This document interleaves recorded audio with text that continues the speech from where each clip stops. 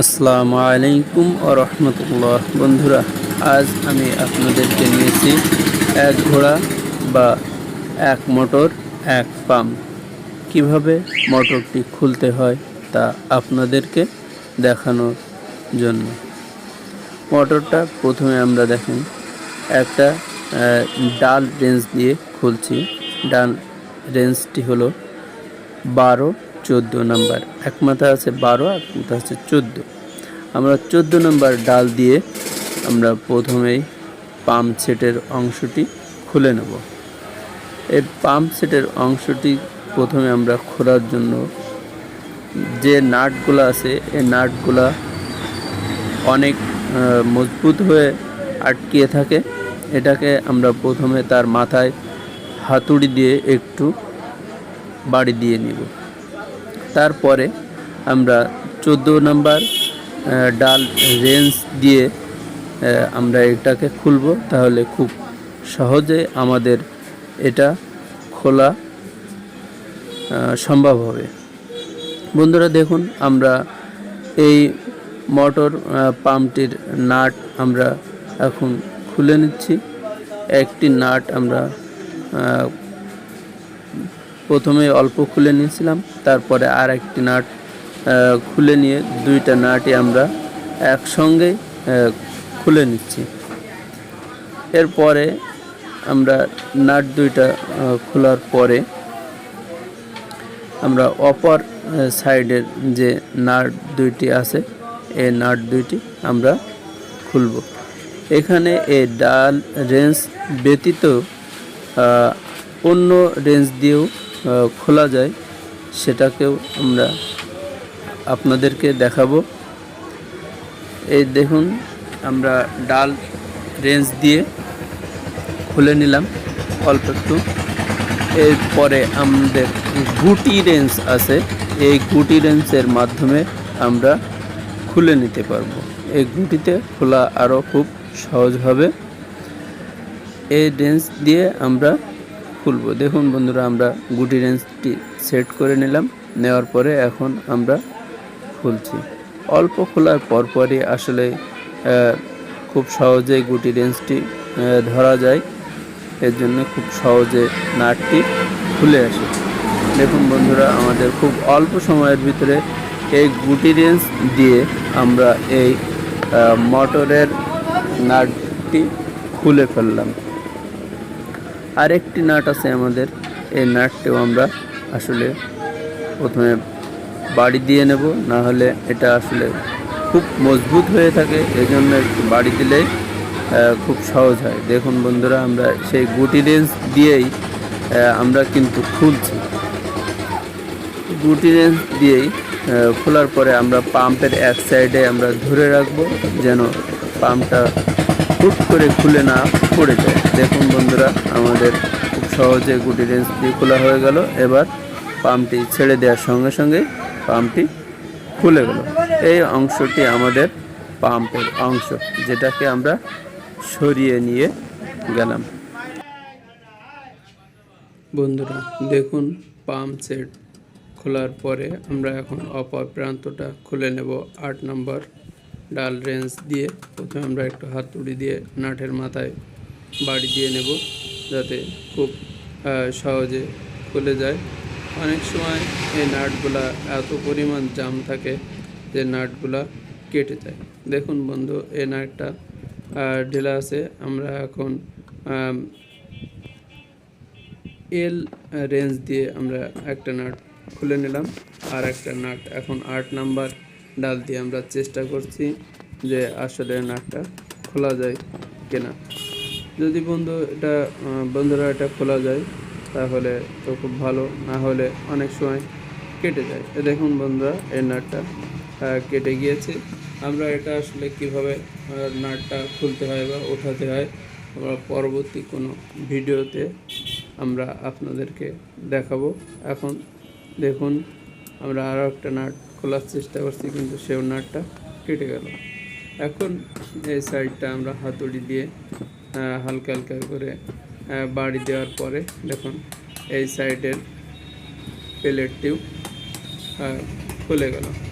মোটরের pump set আর ওপার প্রান্তের এই পাশের যে সাইড এটা খোলা হয়ে গেল। এই যেটা আপনাদেরকে আমরা দেখালাম ওটা হলো স্প্রিং, ব্যারিং চেপে রাখে, ওটা আমরা যত্ন করে রেখে দেব যাতে করে পরবর্তীতে সেটিং করার সময় আমাদের লাগবে। এখন আমরা পাম্প সেটের যে পাখাটা আছে সেটাকে আমরা দেখালাম। এখন এই পাম্প সেটের পাখাটা আমরা খুলব, কিন্তু আসলে কিভাবে খুলব সেটা আপনাদেরকে এখন আমরা দেখাবো। প্রথমে দেখুন বন্ধুরা, এটা হলো গ্যাস্টন 24 ইঞ্চি, এর নাম গ্যাস্টন। এই গ্যাস্টন দিয়ে আমরা রোটারের যে সাইডটা আছে এটা আমরা মজবুত করে ধরার জন্য এই গ্যাস্টন ব্যবহার করব। এই গ্যাস্টন ব্যবহার না করলে আসলে পাখার যে নাট আছে এটা আমাদের খোলা সম্ভব হয় না, তার জন্য আমরা গ্যাস্টনটা ব্যবহার করব।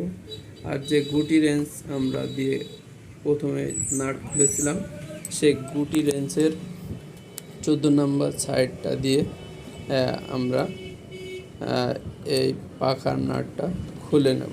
তার কারণ এখানে ডাল ধরা সম্ভব না, তার জন্য আমরা এই গুটি রেঞ্চটি ব্যবহার করব।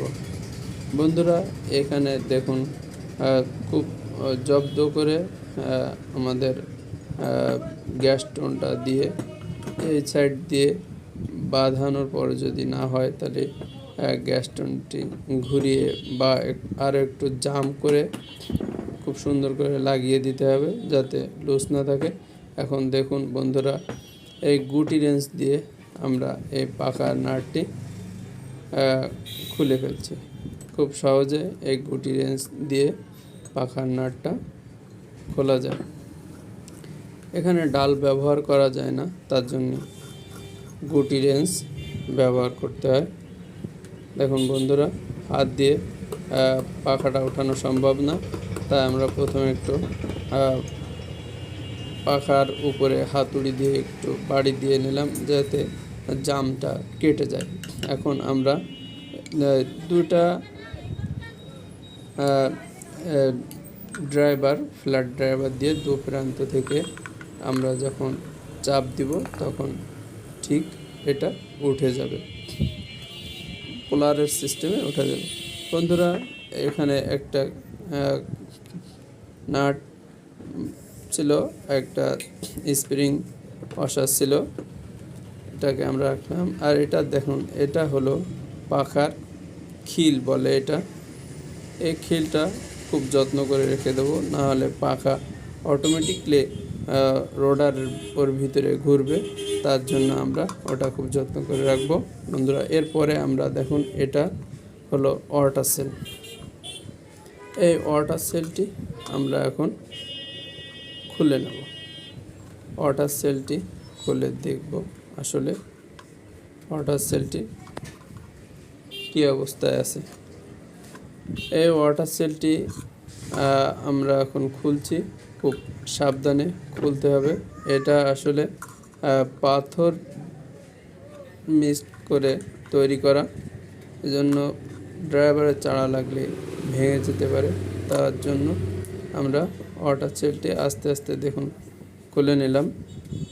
এটা হলো ওয়াটার সেল। বন্ধুরা, এই ওয়াটার সেলটি দেখুন ওই এক সাইড ভাঙা, এটা নষ্ট হয়ে গেছে। এই ওয়াটার সেলটিও আমাদের পরিবর্তন করতে হবে, না হলে লিক থাকবে।